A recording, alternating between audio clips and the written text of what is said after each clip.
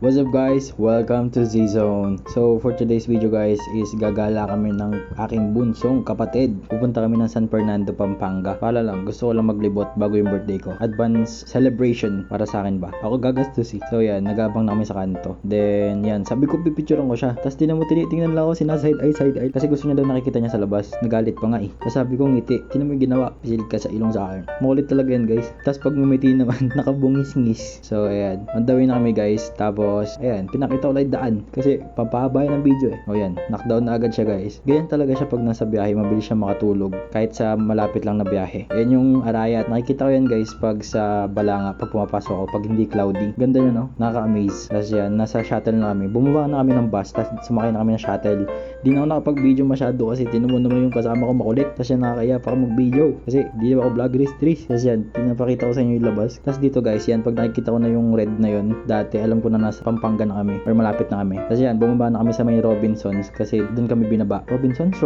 Basta yun. Tapos inaaya niya na ako kasi tinuturo niya yun o yung car. Yung sinasakyan ng mga bata sa loob. Then sabi ko sa SM na lang kasi pagkakatanda ko meron sa SM. So di ko na siya pinasakay dyan. Sabi ko ikot na lang muna tayo dito para makita mo lang. Gusto ko kasi siyang ilibot guys. Pag maglilibot ako and kaya ko naman siyang isama, sinasama ko talaga siya. Kasi I want him to experience habang bata siya yung mga na-experience din namin dati. Yan, sabi ko picturean ko siya. Tingnan mo naman, kakulit. Sayo pa. Tapos yan, papunta na kami yung SM kasi wala naman masyadong gagawin sa Robinsons. Doon kasi sa taas, mga nagpa-process na ng papers, documents. Ayan guys, ang ganda nung Ferris wheel ang taas. Tapos yan, sabi ko picturean ko siya dyan kasi umapak siya dyan, tapos naglaro siya. Edi sabi ko videoan ko na siya. Tapos inaya ko na siya agad. Tara na kasi mainit. Dadan kami sa overpass. Overpass ba tawag dyan? Pag mali, edi mali. Papakita ko lang sa inyo guys yung view. Ganda no? Ang init.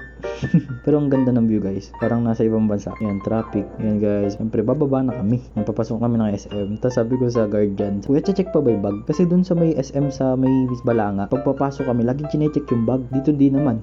Ilipat nyo ang San Fernando sa Balanga para malaki. Pero guys, nakakapagod yan ilakad. Tignan mo naman siya nagpabuhat na agad pagkapasok. And kabigat-bigat na yan guys. 4 years old na siya. So mabigat na rin. Tapos nakita ko yung subway habang naglalakad kami. Sabi ko, ay di ko pa natatry ito. Kasi kala ko sa Korea pa lang ganon, sa US meron ng ganyan. Pero meron na rin pala sa Philippines. Ay, meron ako nakita dati sa Manila. Pero hindi ko na-try. So yan, tinry ko dito. And ang mamahal pala guys.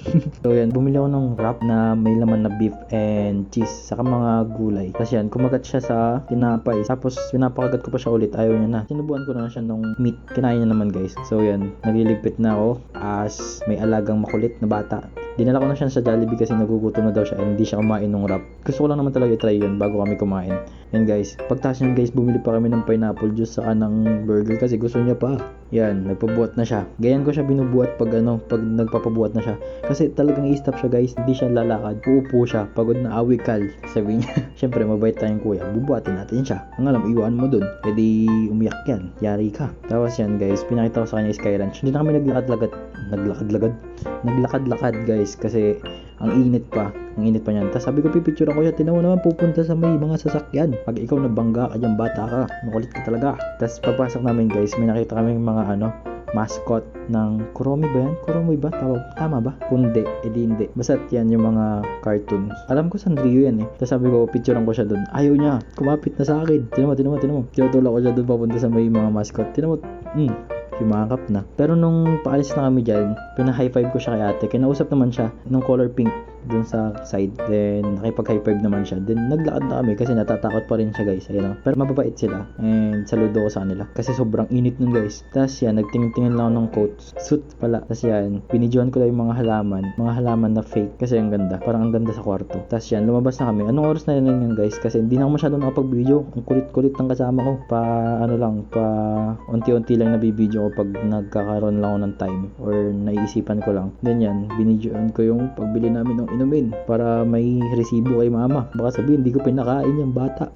Yan, tas ayaw niya akong bigyan guys. Eh syempre nauuhaw din ako. Ang laki-laki ng binili ko. Ayaw niya akong bigyan. Tas after nyan guys, after namin naubos yan, nagkulit na siya kasi naghihintay kami ng bus. Nagkulit na siya, hindi na siya matigil. So yun, mga 1.5 hour din kami naghintay ng bus. Then dumating na rin naman, tas agad din umalis. Tapos ayan sila ate, hinintay namin yung makasakay si ate. Natid siya ng jowa niya. Sana all. Yan, pinakita ko lang yung traffic na may San sunrise. Ay, sunset. May sunrise yung sinabi ko. Sunset yun guys, sunset. Sorry na. Kasi yan ang oras na ako nagbo-voice over ngayon, no? 12:21 AM. Kasi yan guys, kinausap ko siya. Nag-enjoy ka ba? Nag-enjoy ka? Opo. Nag-enjoy ka, Wikal? Opo. Sabi niya. Then gan guys, nakatulog ako sa biyahe. Pati siya nakatulog. Tulog kami parehas. Buti ginising na ako ni kuya na na sir na conductor na alam niya na sa San Benito ang bababa. Then yan, tumawid na kami. Bagong gising yan guys. Kasi yan, hindi ko na natuloy. Bye-bye!